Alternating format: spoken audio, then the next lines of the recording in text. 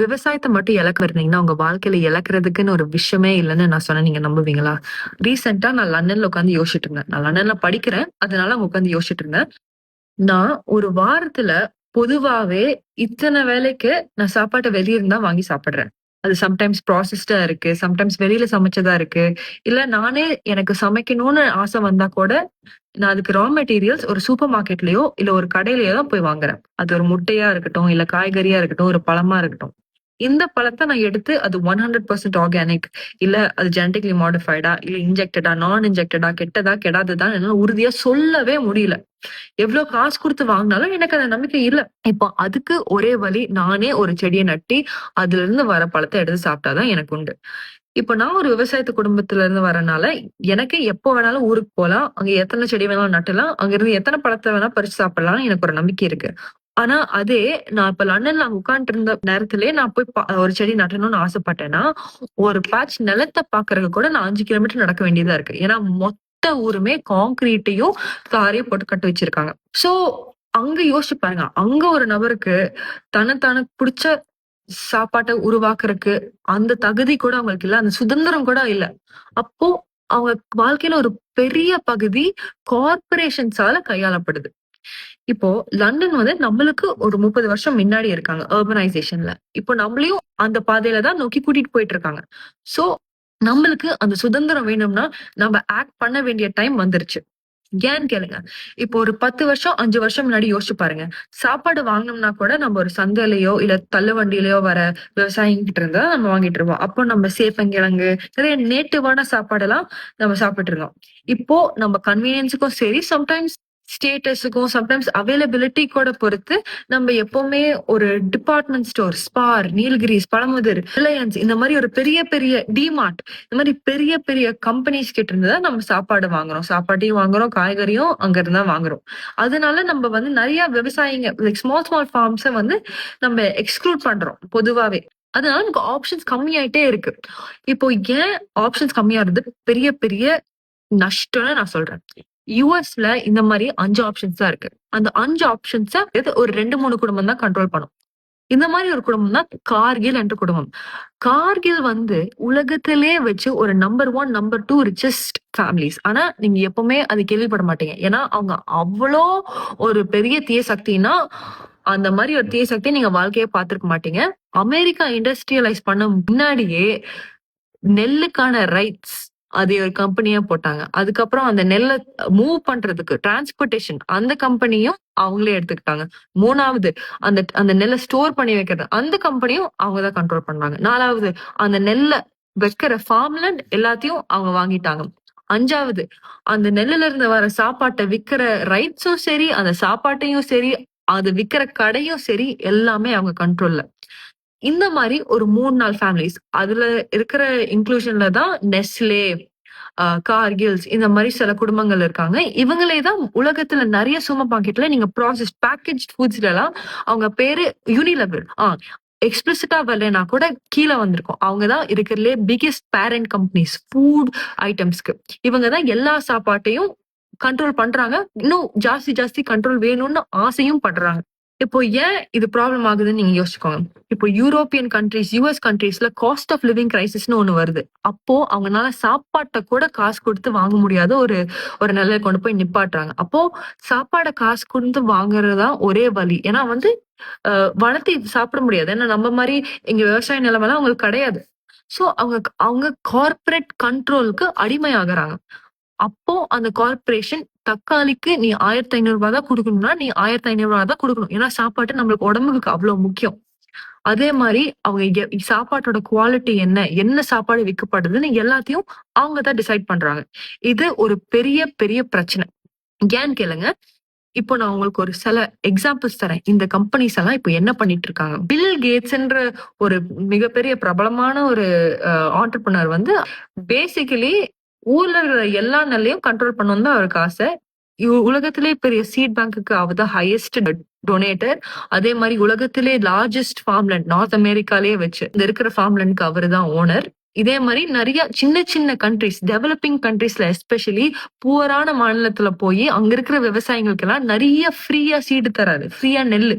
இது சேரிட்டி டொனேஷன்னு சொல்லிட்டு அவங்களும் வாங்குறாங்க. அவர் சொல்றாரு, இந்த இந்த நெல்ல நீங்க நட்டுனீங்கன்னா, மோல்ட் ஈல்டு ஜாஸ்தியா வரும். அதே மாரி ரெசிஸ்டன்ஸ் ஜாஸ்தியா இருக்கும். அதாவது பூச்சிக்கு அது அடிமையாகாது. அப்புறம் கிளைமேட் மாறுனா அது இன்னும் தாங்கும் அப்படின்னு சொல்லிட்டு அவங்களுக்கெல்லாம் ஃப்ரீயா தராங்க. அவங்களும் அதை நம்பிட்டு போய் நட்டுறாங்க. ஏன்னா வந்து விவசாயிங்களுக்கு ஏற்கனவே ப்ராஃபிட்ஸ் ரொம்ப கம்மியா வரனால அதெல்லாம் அவங்களுக்கு தேவைப்படுது. ஸோ அவங்க ஆப்வியஸ்லி நட்டுவாங்க. ஆனா இந்த நெல்லுல சீட் கூட வராது. அதாவது அடுத்த அடுத்த ஜெனரேஷன் அவங்களுக்கு அதுவும் பிளான்ட்டும் வராது. அதே மாரி சில டைம்ஸ் வந்து நேட்டிவ் ஸ்பீஷீஸ் இதெல்லாம் வந்து ஜெனடிக்கலி மாடிஃபைட் இல்ல நேட்டிவான ஒரிஜினலான சீட கூட அது வந்து தாக்குது. அதோட வளரக்கூடிய கெப்பாசிட்டிய வந்து தாக்குது. So this is called invasive species. Invasive seeds. இந்த சீட்ஸ நட்டுனோம்னா வேற எந்த சீடும் நட்ட முடியாது. அப்போ இந்த சீட் நட்டி அவங்களுக்கு வந்து ஒரு ப்ராஃபிட் கிடைச்சோடனே அந்த ஃபார்மர்ஸ்க்கு வேற வழி இல்லாம அந்த சீடை நட்டதுக்கு அப்புறம் அதே சீடை தான் அவங்க வாங்கணும்னு ஆசைப்படுவாங்க. ஸோ திருப்பியும் போய் பில் கேட்ஸ் கிட்ட தான் நிப்பாங்க. இல்ல இந்த ஃபவுண்டேஷன்ஸ் மான்சான்டோ கிட்ட தான் போய் நிப்பாங்க. அப்போ அந்த கம்பெனி என்ன பண்ணும், இந்த சீடுக்கான இந்த ஜெனட்டிக்கலி மாடிஃபைட் சீடுக்கான ரைட்ஸை வாங்கிட்டு அதுக்கு ஒரு பேட்டர்ன் போட்டு விட்டுரும். அதனால நீங்க எப்போ ஒரு சீடை நீங்க நட்டணும்னு நீங்க ஆசைப்பட்டாலும் அது மொத்த ஃபார்மர்ஸும் போய் பில் கேட்ஸ் கிட்ட இல்ல மான்சான்டோ கிட்ட இருந்து தான் அந்த சீடை வாங்க முடியும். அப்படியே அவங்க சீடை அந்த வாங்கி அதை பிளான்ட் பண்ணாங்கனாலும் அதுல இருந்து அந்த சீட்ல இருந்து வர பிளான்ட்ல இருந்து வர பூல இருந்து வர சீடை திருப்பியும் அவங்க சொந்த அந்த விவசாயியோட சொந்த நெல்லை திருப்பியும் மண்ணுல நட்டுறதுக்கு கூட அவங்களுக்கு ரைட்ஸ் இல்ல. பில் கேட்ஸ்க்கு ஒரு ஒரு கட் கொடுக்கலனா, அதாவது பில் கேட்ஸ்க்கு கொஞ்சம் காசு கொடுத்தாதான் அவங்களோட சொந்தமான நெல்லை கூட அவங்க திருப்பி நட்ட முடியும். அந்த மாதிரி ஒரு நிலையில ஒரு பிசினஸ் மாடல் தான் இறக்கி இருக்காரு நம்ம பில் கேட்ஸ். இதை விட மோசம் அவர் ட்ரை பண்றாரு. இப்போ யூஎஸ் டிஃபென்ஸ் சிஸ்டம் ஓட அவரோட ஃபவுண்டேஷன் ஒரு அக்ரிமெண்ட் போட்டு இருக்கு. DARPA அப்படிதான் அக்ரிமெண்ட் பேரு. இந்த அக்ரிமெண்ட் என்னன்னா ஜீன் டிரைவ்னு ஒரு டெக்னாலஜி இன்ட்ரடியூஸ் பண்ண போது எஸ்பெஷலி இந்தியால இது என்ன டெக்னாலஜினா நேட்டிவ் பிளான்ட் ஃபுட் ஸ்பீஷீஸ் சுத்தமா அழிக்கக்கூடிய ஒரு கெப்பாசிட்டி உள்ள ஒரு tool. Chemical warfare biological warfare tool தான் நான் சொல்லுவேன். அது இப்போ ஃபர்ஸ்ட் அவங்க டார்கெட் என்னன்னா ஆமரந்தேசின்ற இருக்க குடும்பத்துல இருந்து வர எல்லா செடியையும் அழிக்கிறது தான் அவங்களோட பிளான். இது கவர்மெண்ட் டாக்குமெண்ட்ல எக்ஸ்பிளிசிட்டா போட்டிருக்கு.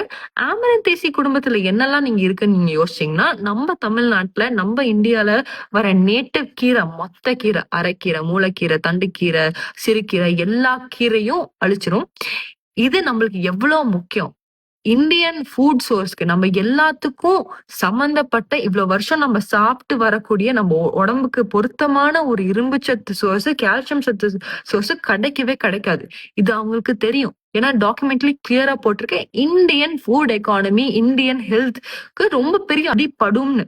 ஆனா அவங்களுக்கு அது கணக்கு இல்ல. அவங்க கவலைப்பட மாட்டாங்க. ஏன்னா அதுதான் அவங்களுக்கு வேணும். ஏன்னா அவங்க ஹோல் இன்டென்ஷனே ஃபுட சென்ட்ரலைஸ் பண்ணணும்னு. இப்போ ஃபுட தயாரிக்கிறது, ஒரு சாப்பாட்டை உருவாக்குற ஒரு கெப்பாசிட்டி, ஒரு ரைட், ஒரு ஃப்ரீடம் வெறும் ஒருத்தன் கிட்ட தான் இருக்கும். இப்போ பில் கேட்ஸ் மட்டும் அந்த நான் செஞ்சாதான் சாப்பாடு, இனி சாப்பிடுறதுக்குன்னே நீ ஒண்ணு யோசிச்சினா கூட அது என்கிட்ட தான் நான் வாங்கணும்னு அவன் வச்சிருந்தான்னா அவன் தான் எல்லாத்தையும் கண்ட்ரோல் பண்றாரு. Sorry, my bad. அவருதான் எல்லாத்தையும் கண்ட்ரோல் பண்றாரு. அந்த கண்ட்ரோலுக்கு தான் அவரு இப்ப இயங்கிட்டு இருக்காரு. அவருக்கு என்ன ஆசைன்னா லேப் க்ரோன் ஃபுட்டை இன்ட்ரடியூஸ் பண்ணணும். Lab grown chocolate. இப்ப நிறைய கேட்பரி, டாப்லரோன் உங்களுக்கு எல்லாம் தெரியும். பொதுவாவே இண்டஸ்ட்ரியல் வேஸ்ட் கண்ட சப்ஸ்டன்ஸ் எல்லாம் போட்டு சாக்லேட்னு கொண்டு வருது. Lab grown meat, crab meat, பொதுவா நிறைய மீட் லேப் க்ரோன் ஆயிட்டு இருக்கு. இப்போ இதெல்லாம் கொண்டு வந்தா அவங்க இது வந்து இந்த மாதிரி சப்ஸ்டன்ஸ் எல்லாம் mind numbing, illness creating substances, திருப்பியும் கார்பரேஷன்ஸ்க்கு ப்ராஃபிட் பண்ற மாதிரி சில சப்ஸ்டன்சஸ். இதெல்லாம் சொன்னீங்கன்னா தான் உங்க மண்டம் மங்கி போய் நீங்க அவங்க சொல்றதெல்லாம் கேட்பீங்க. இந்த மாதிரி அதுக்குதான் அவரோட மொத்த சதியே அந்த எய்ம்ல தான் பண்றாரு. பட் என்னன்னா இந்த லேப் கிரவுண்ட் ஃபுட் எப்படி அவங்க அட்வர்டைஸ் பண்ணுவாங்கன்னா, நம்ம உலகம் ரொம்ப சூடாயிட்டு இருக்கு, சோ வந்து நிறைய ஃபார்ம்ஸ் வச்சா வந்து நிறைய மாடு இருக்கு, இந்த மாதிரி ஃபார்மிங் பண்றது வந்து நிறைய கார்பன் ஓடுது, அதனால நம்ம வந்து எல்லா ஃபார்மையும் அழிச்சிட்டு ஒரே ஒரு இடத்துல நம்ம சாப்பாடு தயாரிக்கலாம், அப்போ கார்பன் எமிஷன்ஸ் கம்மியாகும்னு அவங்க சொல்லி ஒரு சாப்பாடு கொண்டு வருவாங்க. அதுதான் லேப் கிரவுண்ட் ஃபுட். ஆனா உண்மை என்னன்னா இந்த லேப் கிரவுண்ட் ஃபுட்ல கூட பொதுவாவே நீங்க எடுத்து படிச்சு பாருங்க, ஒரு ஒரு சாப்பாட தயாரிக்கிறதுக்கு கன்வென்ஷனல் ஃபார்மிங் பிராக்டிஸ் விட 25 மடங்கு ஜாஸ்தியா கார்பன் எமிஷன்ஸ் விடக்கூடியது தான் lab grown food and lab grown food system. So 25 times ஜாஸ்தியா தான் லேப் grown ஃபுட் வந்து எமிட் பண்ணுது carbon. So it's not good for the planet either. இது யாருக்கு நல்லதுன்னா இந்த மாதிரி எலிட் பீப்புள், அவங்க வந்து உங்களை கண்ட்ரோல் பண்ணணும்னு ஆசைப்படுறவங்களுக்கெல்லாம் அது ரொம்ப நல்ல விஷயம்னு வச்சுக்கோங்களேன். அதுக்கும் மேல என்ன பண்றாங்கன்னா சம்திங் கால் ஜியோ இன்ஜினியரிங் கெம்ட்ரெயில்ஸ் அப்படின்னு ஒரு கான்செப்ட். அதாவது இது வந்து மித்ததெல்லாம் வந்து இப்ப நான் சொன்னதுக்கு எல்லாத்துக்குமே ப்ரூஃப் இருக்கு எக்ஸப்ட் இது. ஏன்னா இது எல்லா மீடியா அவுட்லெட்ஸ்லயும் வர்றது இல்லை. ஏன்னா எல்லா மீடியா அவுட்லெட்ஸும் அவங்க கையில தான் இருக்கு. ஸோ ஆப்வியஸ்லி அவங்க தப்பா அவங்களே பெரும் பேசிட்டு இருக்க மாட்டாங்க. ஸோ இதோட என்டையர் லாஜிக் அப்படின்னு ஒண்ணு சொல்றாங்க. அது என்னன்னா உலகம் வந்து ரொம்ப சூடாயிட்டு இருக்கு குளோபல் வார்மிங்னால, கிளைமேட் சேஞ்ச்னால. ஏன்னா நம்ம எல்லா ட்ரீஸையும் அழிச்சிட்டு இருக்கோம், எல்லா ஃபாரஸ்டையும் அழிச்சிட்டு இருக்கோம். ஸோ வந்து ஆக்சிஜனும் கொடுக்கறதுக்கு எதுவும் இல்லை, சன்லைட் அப்சார்ப் பண்றதுக்கும் எதுவும் இல்லை. ஸோ ஆப்வியஸ்லி உலகம் ரொம்ப சூடாயிட்டு இருக்குன்னு ஒரு பிரச்சனை வந்துட்டு இருக்கு. இது நம்ம சமீபத்துல எல்லாத்துக்கும் பொதுவாகவே தெரிஞ்ச விஷயம் தான். அவங்க அதுக்கு என்ன சொல்றாங்கன்னா, வால்கேனோஸ் பர்ஸ்ட் ஆகும்போது சில டைம்ஸ் டெம்பரரியா ஒரு கூலிங் எஃபெக்ட் இருக்கும் அதை சுத்தி. அந்த கூலிங் எஃபெக்ட வந்து மொத்த உலகத்துல நான் ரீக்ரியேட் பண்றேன் சயின்ஸாலன்னு சொல்லிட்டு தான் ஒரு ஒரு வேலையை பண்ணிட்டு இருக்காரு நம்ம பில்கேட்ஸ். அது என்னன்னா, இப்போ வால்கேனோ வெடிக்கும் போது அதுல இருக்க சின்ன சின்ன பார்ட்டிகல்ஸ் ஏர்ல நின்னுட்டு இருக்கும்ல, அந்த பார்ட்டிகல்ஸ் வந்து ஏர்ல நிக்கிறனால சன்லைட் அப்படியே ரிஃப்ளெக்ட் ஆகி வெளியே போயிருது. சோ நம்மளுக்கு ஓரளவுக்கு கூலிங் எஃபெக்டா இருக்கு. சோ இதேவே நான் மொத்த உலகத்தை ரீக்ரியேட் பண்றேன்னு சொல்லிட்டு கண்ட கண்ட விஷயத்தெல்லாம் வந்து காத்துல தூவிட்டு இருக்காரு. ஆனா காத்துல தூவ தூவ இந்த மாதிரி ரொம்ப மோசமான கெமிக்கல்ஸ் தூவுறாரு. சோ அது மழை பெஞ்சு நம்ம மண்ணில் படும்போது அந்த ஃபர்டைல் லேண்ட்ல இருக்க எல்லா நியூட்ரியன்ஸையும் மினரல்ஸையும் லீச் பண்ணிட்டு அதை வந்து இன்ஃபர்டைல் லேண்ட் ஆக்கிடும். ஸோ நீங்க நெல்லை வாங்கி வச்சா கூட அது வராது. அந்த நிலைமையில உங்களை தள்ளுறதுதான் அவருக்கு இஷ்டம். இது கெம்டெல்ஸ் சர்ச் பண்ணி பாருங்க, ஜியோ இன்ஜினியரிங் சர்ச் பண்ணி பாருங்க. It's not very public.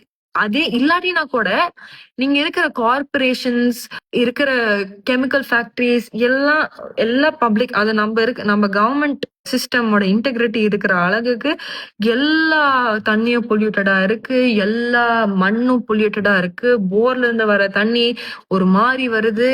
இப்ப பாருங்க, பஞ்சாப் எடுத்துக்கோங்க. பஞ்சாப் வந்து இந்தியாவோட பிரெட் பாஸ்கெட். மொத்த ஐ மீன் இந்தியால மேல் பகுதிக்கு அட்லீஸ்ட் இருக்கிறதுலே ஜாஸ்தியான விவசாய ப்ராடக்ட்ஸ் வந்து அங்கிருந்து தான் வருது. ஆனா இப்போ அவங்க கேட்டு பாருங்க, கேன்சர் ட்ரெயின் ஒண்ணு வச்சிருக்காங்க. ஏன்னா அத்தனை பேருக்கு கேன்சர். ஏன்னா தண்ணியில நிலத்துல யுரேனியம் ரேடியோ ஆக்டிவ் மெட்டீரியல்ஸ் அப்படியே மிதந்துட்டு இருக்கு மொத்தமா தழும்ப. இப்போ அங்கிருந்து வர்றதுதான் மொத்த இந்தியாவுக்கும் சாப்பாடு, நெல்லு, இதுல இருந்தா நம்ம சாப்பிடுறோம் ரைஸ். அப்ப நம்ம எல்லாம் எங்க போறது? இதெல்லாம் தள்ளுறதுக்குதான் இந்த மாதிரி கார்பரேஷன்ஸ் புஷ் பண்ணிக்கிட்டே இருக்காங்க. சோ இப்போ நீங்க யோசிக்க வேண்டிய ரொம்ப ரொம்ப இம்பார்ட்டன்ட் விஷயம், இப்போ நம்ம போக போக இப்போ விவசாய குடும்பத்திலேயே நம்ம வந்து அடுத்த ஜெனரேஷன் விவசாயம் பண்ணாம தான் இருக்கோம். ஏன்னா அதுல ப்ராஃபிட் வர மாட்டேங்குது. எல்லாத்துக்கும் நல்ல வருமானம் வேணும்னு தான் நம்மளுக்கும் ஆசை. ஸோ நம்ம நிறைய பேர் பண்ண மாட்டேங்கிறோம். அதே மாதிரி நேட்டிவான ஸ்பீஷிஸ் ஃபுட் சாப்பிட மாட்டேங்கிறோம், கிழங்கு சாப்பிட மாட்டேங்கிறோம், கீரை சாப்பிட மாட்டேங்கிறோம். விட்டமின் ஏ கூட நம்ம வந்து நம்ம ஊர்ல விளையறதை விட்டுட்டு ப்ளூபெர்ரி வேணுங்கிறோம். ரொம்ப ஹைஃபையா சாப்பிடணும்னு நம்ம ஆசைப்பட்டு நம்மளோட ஓன் நெல் வெரைட்டிஸையும் சரி, நம்ம ஓன் வெஜிடபிள் வெரைட்டிஸும் சரி விட்டுட்டு நம்ம மித்த ஊர்ல வர ப்ராக்கலி இது அதுன்னு நம்ம வாங்கி சாப்பிடறதுனால நம்ம நரிஷ்மெண்ட் கம்மியாயிட்டே தான் இருக்கு, நம்ம ஹெல்த் கம்மியாயிட்டே இருக்கு. இம்போர்ட்ல வந்து நம்ம பேஸ் பண்ணி நம்ம வாழ்ந்துகிட்டே இருந்தோம்னா நம்ம மொத்த வாழ்க்கையை நம்ம அரசியல்வாதிகள்கிட்டயும் கார்பரேஷன்ஸ் கிட்டயும் நம்ம வித்துட்டோம்னு அர்த்தம். ஸோ திஸ் இஸ் உலகத்திலேயே மோஸ்ட் இம்பார்ட்டன்ட் டைம் வந்து நீங்க போய் உங்க வீட்டுலயோ உங்களுக்கு இருக்கிற விவசாய நிலத்துல அட்லீஸ்ட் ஒரு சின்ன பகுதியில உங்களுக்கு தேவைப்பட்ட சாப்பாட்டை நீங்க நீங்க வந்து நட்டணும், அதை நீங்க வளர வைக்கணும், நீங்களே சாப்பிடணும். உங்க கிட்ஸையும் ஹெல்த்தியா வச்சுக்கோங்க. தயவு செய்து கார்பரேஷன்ஸ் எல்லாம் இந்த மாதிரி ஒரு சதி பண்ணும்போது அதை தட்டி கேளுங்க.